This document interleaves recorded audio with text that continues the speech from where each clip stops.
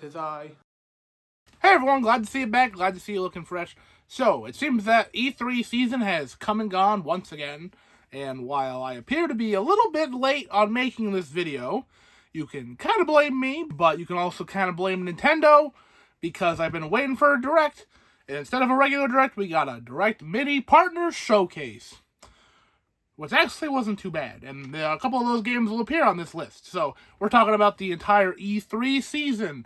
That includes Summer Games Fest. It includes anything from PlayStation, Xbox, a couple of the smaller directs, anything of the last month or so. So, without further ado, let's just jump into it. These are the things I'm most excited to talk about and the games I'm most looking forward to playing. So let's start this off right by talking about the Resident Evil 4 remake. So, Resident Evil 4, considered one of the best games of all time, now being readapted into the way Resident Evil is showcased nowadays, which is how Resident Evil 2 was, how Resident Evil 3 was. These games were great. So obviously Resident Evil 2 being a little bit better than 3, but it is what it is. 3 was still pretty solid. The style of gameplay, the way that these games run, is so fantastic, and being able to hang out with Leon S. Kennedy once again in that creepy Spanish village, cannot wait to see it. The trailer only showed off stuff of the village, but I cannot wait to see the castle and everything beyond the castle. All the weird, creepy, spooky, wacky, hopefully cheesy parts of Resident Evil 4 make their way into the remake, because I cannot wait to experience it next year. Next up, we have High on Life. The first of the games I'm talking about from the actual Summer Games Fest collection of games from the showcase that they held. This game is made by the people who work on Rick and Morty. It is a shooter of a wacky variety, right? Obviously, first-person shooters can get droning, as we saw in this showcase. There's a lot of either shooters or horror games, and I got pretty bored, so this was definitely a highlight, something with color and fun and just wackiness throughout. The style of comedy can be hit or miss, and I hope it hits well here. I hope I'll be able to experience this game and enjoy it all the way through. Metal Hellsinger. Looking like a Doom game, but a rhythm game, and it's filled to the brim with heavy metal music, and that sounds pretty awesome to me. I love rhythm games, and I love heavy metal music, so this looks like a match made in heaven for someone like me. I hope this game does really well, and we can see more games like this. Rhythm games are a bit of a weird genre nowadays. Like, they pop up, and people seem to enjoy them still, but there's not like the boom we had right around the Guitar Hero Rock Band era, and if we can get back in that sort of mind frame, that would be excellent. Obviously, I don't really want to pay for whole new plastic guitars and whatnot, but to have just a plethora of new rhythm games, not going to complain about. Goat Simulator 3. Now, this was a surprise, because, again, like I said, a lot of dark and sad and spacey-looking games filled this showcase, and having a new Goat Simulator really shook up the formula. Being able to just think about all the weird stuff that they're going to put in this new one, I honestly have no idea. The original Goat Simulator is one of the weirdest things of all time, and to think that they have enough ideas to warrant a sequel and not just more DLC, I'm here for it. Why not? Let's talk about one of those dark and depressing and scary looking games. We have Aliens: Dark Descent. Obviously based on the Aliens franchise. This game is a little bit different from the plethora of Dead Space clones we saw during this showcase. It actually has a bit of a different playstyle than those. I'm not here to try to dump on every one of the games that they showed in this showcase, but I'm gonna be real with you.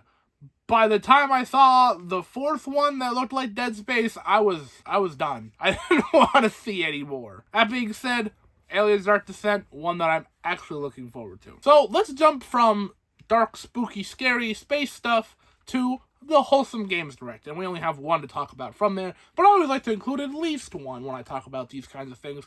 And today we're talking about Little Bear Chef. It's a game where you help a bear run a restaurant. Phenomenal stuff. It reminds me of the kind of idea of Bear and Breakfast, obviously, while being very different in presentation and play style. But the idea of just helping a bear do a normal task sounds way more fun than it should. Honestly, I'd help a bear run a laundromat if they make a neat game of it. I don't really care at this point, because apparently, when it comes to the wholesome game stuff, we got bears and we got frogs, and we got plenty of both.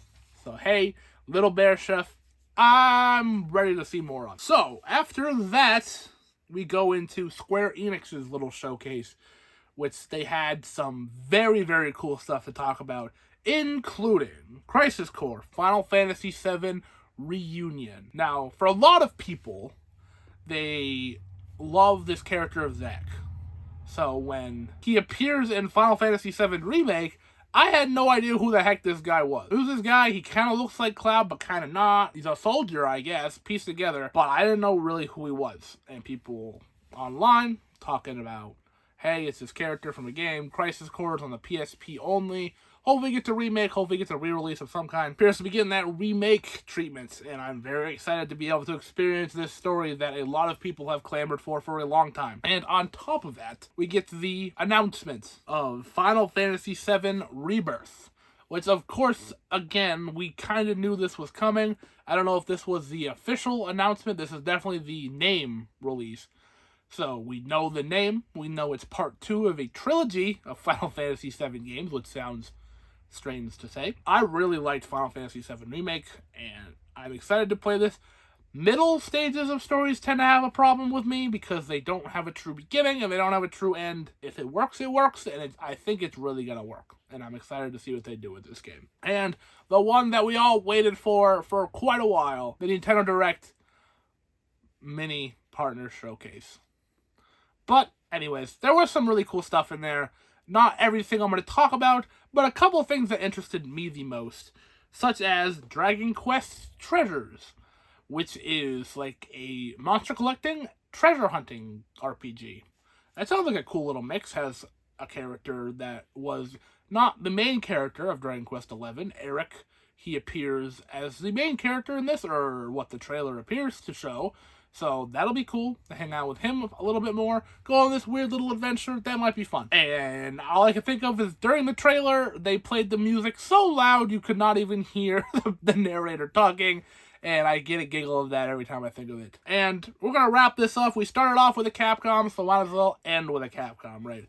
We're ending off today by talking about Mega Man Battle Network, the Legacy Collection. The Battle Network games are like turn-based RPGs, I think. I really don't know much about the Battle Network Mega Man series, so being able to play all of them in one place sounds cool, because there are apparently way more of them than I thought. I obviously knew of this character based on Mega Man knowledge. There's like 5 versions of Mega Man, if you didn't know, and one of them is this one. I'm excited to play this series, and hopefully it's fun.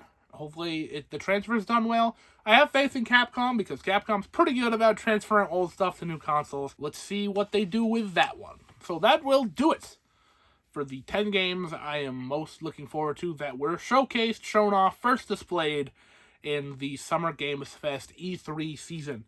So, are there any games that I missed that you guys are really looking forward to? There was plenty to talk about, but there wasn't a ton that I really look forward to. I don't know what it was. Whether it was games that they were already announced, so I just kind of like accepted that they're coming, or there were games that just didn't appeal to me all that much, and who knows what's on our way. Maybe multiple of the games that I just kind of skimmed over during the Summer Games Fest showcase are going to be phenomenal games, and I'll love them in the future. But it just didn't happen to catch my eye now. Maybe some of them did for you.